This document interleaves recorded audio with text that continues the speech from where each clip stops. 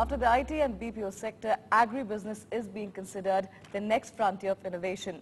In fact, many people do believe that agribusiness is the sector, and definitely in this sector, our country has the potential to become a powerhouse.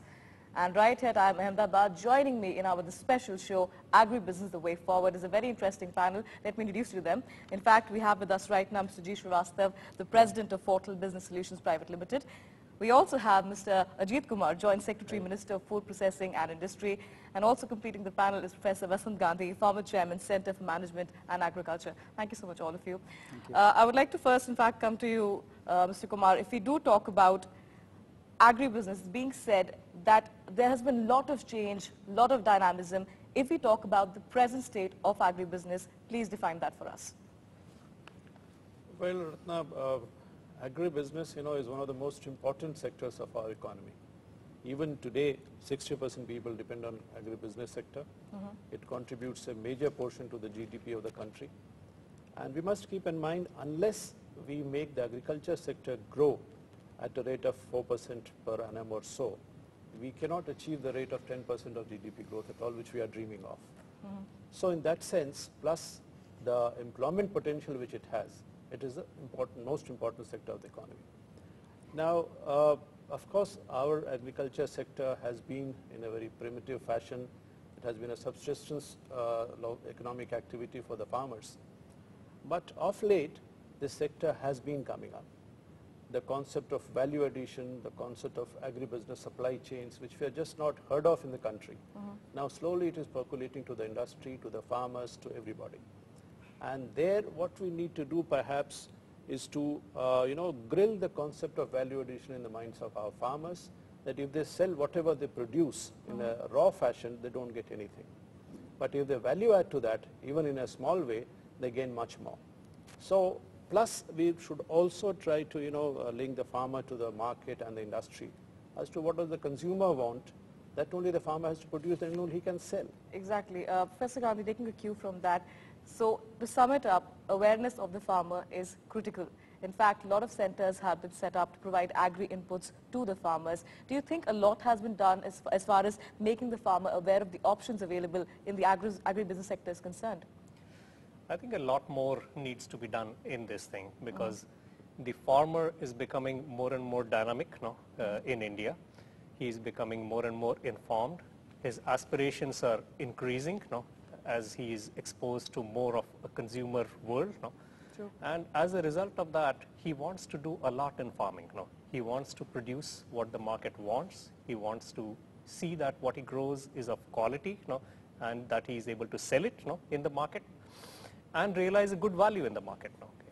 Now, in helping him with this, a lot more needs to be done because at the moment our communication systems with the farmers are very weak. The extension system is almost dysfunctional.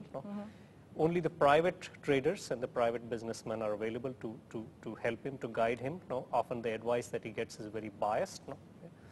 And as a result, we need to develop centers in partnership with educational institutions, research institutions, as well as businesses to advise him better in terms of what varieties to grow, what crops to plant in a particular year, what does the forecast look like of the prices. So academic intervention is important here in the sector. Extremely important.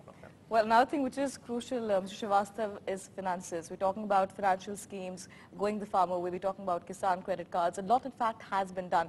But you have been interacting with them immensely. Do you feel that the money provided to them is enough, or still a lot more needs to be done? Agri credit, we have seen a huge increase in the allocation.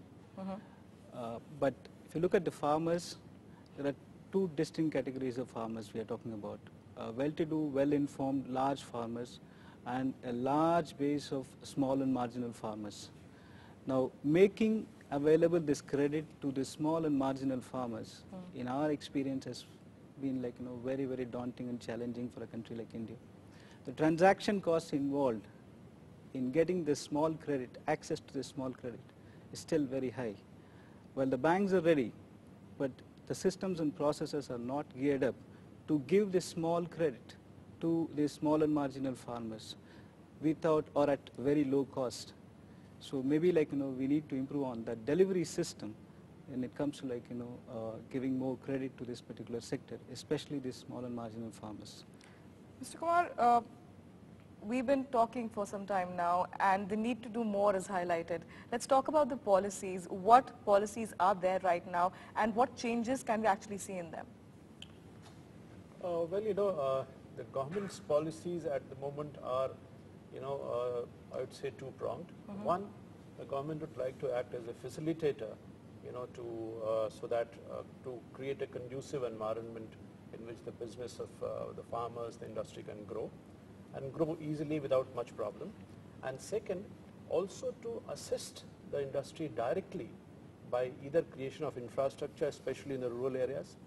Rural areas, because the private sector is not in a position or doesn't like to go to the rural areas because the money is not there.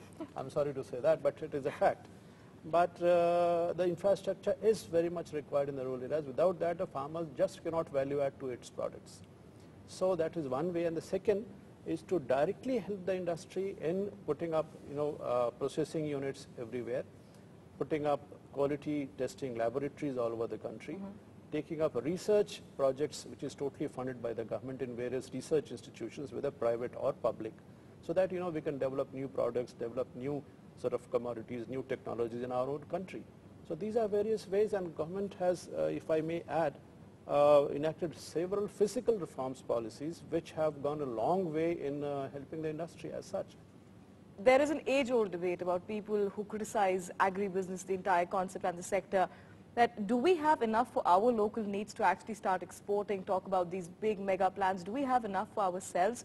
And if the answer to this question from you is increasing and boosting productivity, that how do we intend to do that?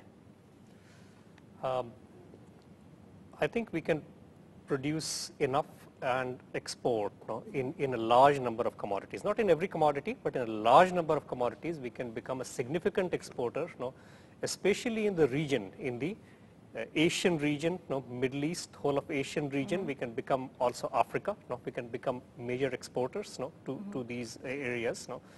And the reason behind this is that we have arable land, which is more than what China has. Okay, we have a huge water resource. We have a great agroclimate to produce a variety of different things. Right? And we have farmers who are extremely getting involved in the science and technology of production very rapidly. Plus, if you see a large number of studies that have done in terms of competitiveness at the world level, we are competitive in a very large number of commodities, including wheat, rice, vegetables, fruits, everything. So in some sectors we can, and some sectors we can't. Right, but the thing that has to be done is that the connection between research and the farmer, that has got to be strengthened very, very substantially in this process. So again, the thrust on and awareness, the farmers, academic intervention. And the farmers need to be given the best of technology that is available. There again, we have a lot of difficulty from time to time, of concerns being raised by various groups, about biotechnology, about the latest scientific findings, being practiced by the farmers, and so on. That is where we need to, take some major decisions. Because our competing countries are all adopting technology very rapidly. You take China, you take other Asian countries, and if we let our farmers down on these things, then we are going to lose competitiveness and a great opportunity that is there. So we will talk about the relevance of technology